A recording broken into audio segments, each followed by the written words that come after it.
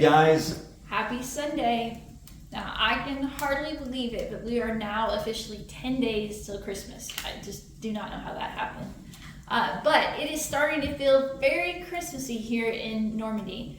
So, it occurred to me this week that you may have seen over the years videos of the decorations and festivities in Paris. You may have seen Christmas markets in places like Strasbourg, but you may not have seen what it's like to celebrate Christmas in somewhere like rural Normandy. And it's really something quite special. So, while it's not the big touristy attraction sort of markets, it really has a unique feel all of its own. And so this week we thought we would take you along and show you really what it's like here at Christmas time. So in this week's video, we will be taking you to walk around a town at Christmas to see all the lights. We went into a cathedral to see the nativity. It was actually St. Nicholas Cathedral, so very appropriate. Very beautiful. Yeah, it's unbelievable. And then we also went to see some Christmas fireworks. Now, I think that's something that's very unique to France. Our experience so far has been that France really, really takes their fireworks seriously, and if there's an opportunity to have fireworks, it's going to happen. So I don't think before moving here we had ever been to Christmas fireworks, but they're really pretty spectacular. Yeah, and then we're going to wrap up this week's video with 2 food gift ideas for you. I will show you how to make a mulling syrup and a gingerbread spiced hot cocoa mix. So you ready to get to all the fun? Let's show them all the fun. Let's do it.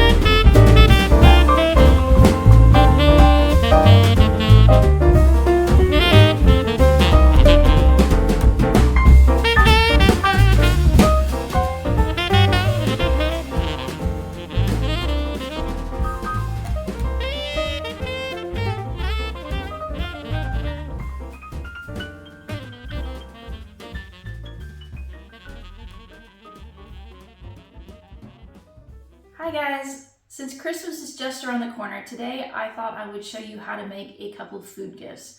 So the first thing that we're going to be making today is this mulling syrup. So if you're familiar with mulled wine or mulled cider, this syrup has everything in it that you need to make a batch very quickly. So it's already got all of the warming spices and the citrus and all of the things that you would want.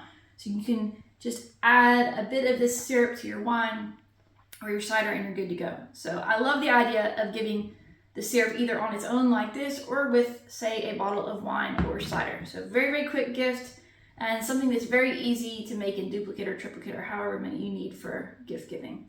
Okay, so let's get started on the batch. So as I said, this is a really easy project. So we're just gonna take into a medium saucepan, we're gonna add some granulated sugar, and all of the quantities will be in the recipe I will share with you in the link. Okay, and then we're gonna add some water. And then we're gonna add our spices. So we're gonna be adding a couple cinnamon sticks. And your house is gonna smell amazing when you make this because it just fills the whole house with the scent of all the spices. Okay, then we're gonna add some allspice, whole allspice. And some cloves.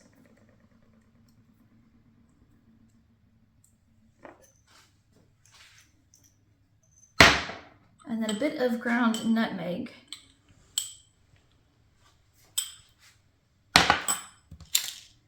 One bay leaf. And then just a small slice of ginger.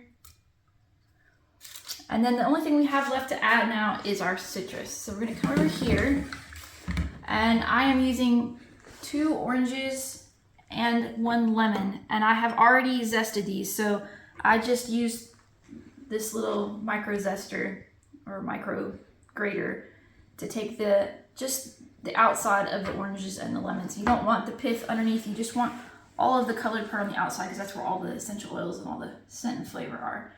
Okay. So that is here in this bowl. Those are all of our zests. And then we also want the juice of these oranges and the lemon. So we're just gonna cut these in half. And I've got my juicer here. So we're just gonna squeeze all the juice out. Now you may end up with some seeds in the pot, and that's totally fine. I wouldn't even worry about taking them out because we're gonna be straining this later when we're done cooking.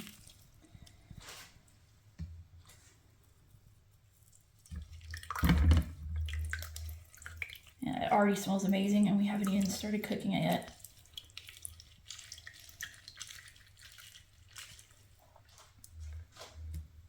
All right, we got 2 to go.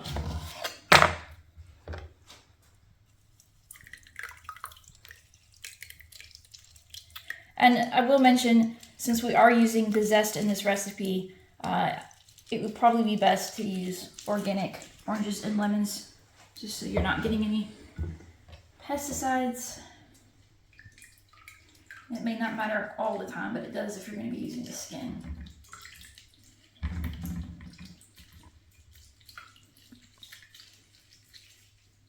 Okay, so there's the oranges, and we'll just finish up with the lemon.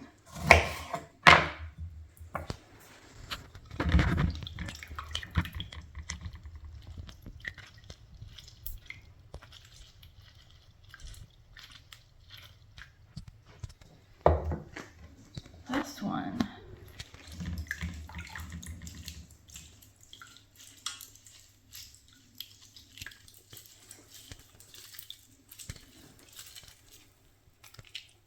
Okay, so those are all of the ingredients. And at this point, it's really going to be looking like orange juice, and the mixture is going to change drastically once you heat it. Okay, so we're just going to bring this over to the stove. And what you're going to want to do is bring this to a boil over medium-high heat while stirring it frequently. And once you reach a boil, you'll then turn it down to a simmer and continue stirring and cooking it for another 15 minutes. Okay, and at that point, you'll just turn off the stove and set it aside and leave it to steep for at least an hour. And if you're busy doing other things, longer is fine. So I went ahead and prepared a batch ahead of time so I could show you the final steps. So here's a pot that I cooked earlier. And as you can see, the consistency of the liquid has changed from looking like orange juice to kind of just a syrup at this point. So what we're gonna do is I have a fine mesh sieve that I have just stuck over top of a liquid measuring bowl. And I'm just gonna pour this through here. Just strain out all of our spices and the pulp and any seeds we might have gotten into the pot. So we wanna make sure we get all of this out of here because it's really tasty. Now, I didn't think to mention this earlier, but you can also use this mulling syrup in place of maple syrup or pancake syrup. That would be a really delicious thing. All right, so got everything in there, and then we are just gonna push this through the sieve. And it'll take a second to get it through because you're gonna have the kind of the pulp in the syrup that's blocking the straining. So just kind of keep working it through the sieve, and you can see it's slowly making its way through. We want to try to get as much as we can because it really is tasty.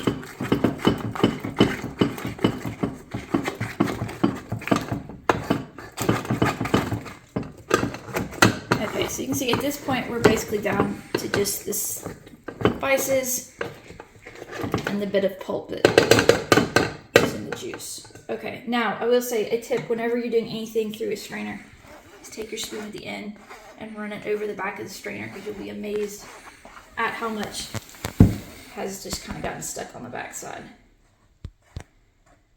Okay, so that looks pretty good. We will stick that aside. Okay, and as I showed you at the beginning, this looks really nice gifted in a bottle, but I only actually had one bottle, so I am going to be putting this batch in just a pint jar, which is also a nice way to gift it. So if you're going to be using a bottle, I will mention that a funnel like this will save you a lot of sticky spills. Since I'm going to be putting this in a large mouth, wide mouth jar, I'm just going to pour it in. Now, this recipe will make slightly more than 2 cups. It really is just going to depend on how much juice was in your oranges and lemon.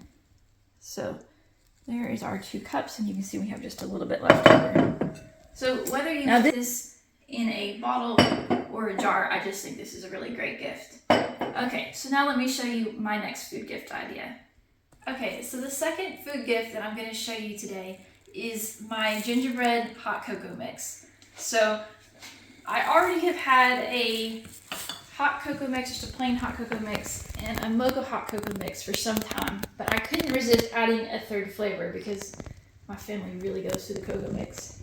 So let me show you how easy this is to put together, because I think this is a gift that anybody would be happy to receive, and it doesn't take much time to make, and it does not cost very much in ingredients. All right, so let's get this put together.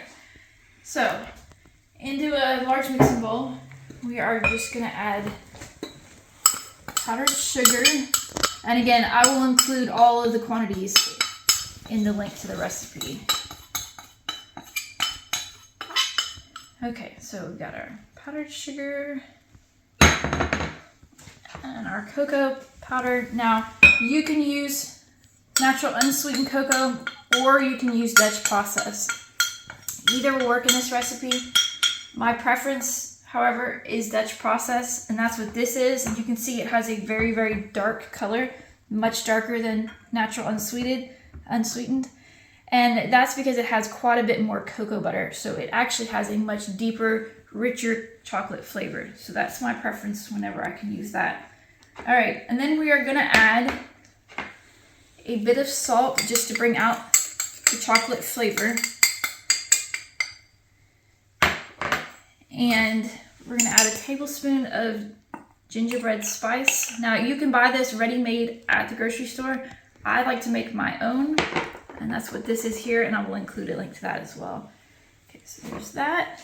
And then the final thing we're gonna add is just a small amount of cornstarch. Now this is an optional ingredient, adding it to the recipe just helps the ingredients to stay loose so they don't get hard when they're being stored in the pantry.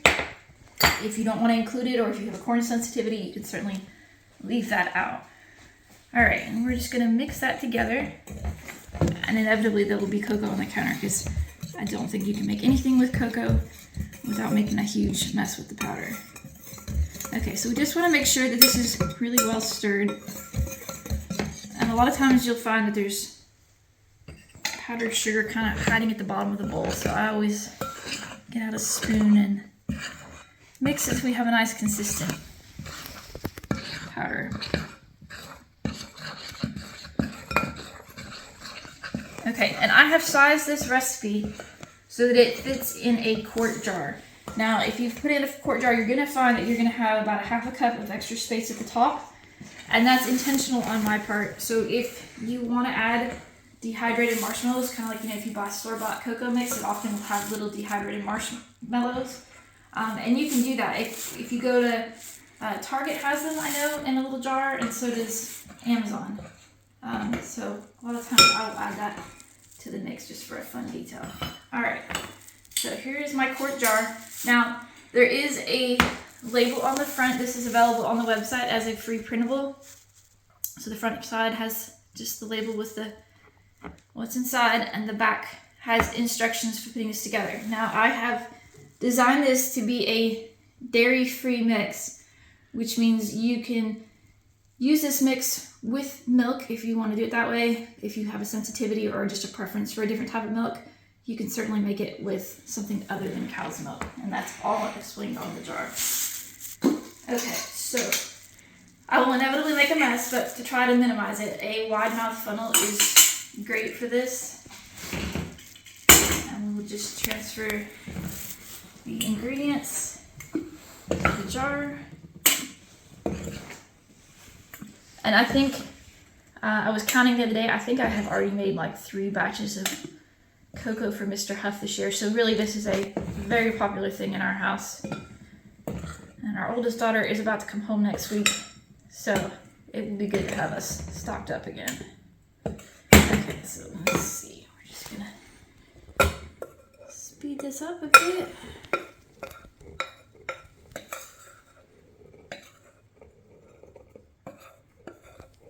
And if you're interested, I'll go ahead and include a link as well to the other 2 flavors of hot cocoa mix. I think it would be really fun if you have someone who's a chocolate lover to give them a gift of like all 3 flavors.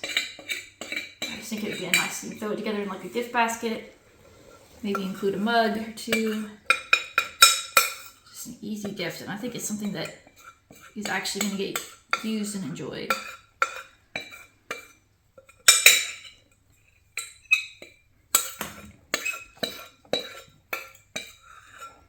Almost got it all.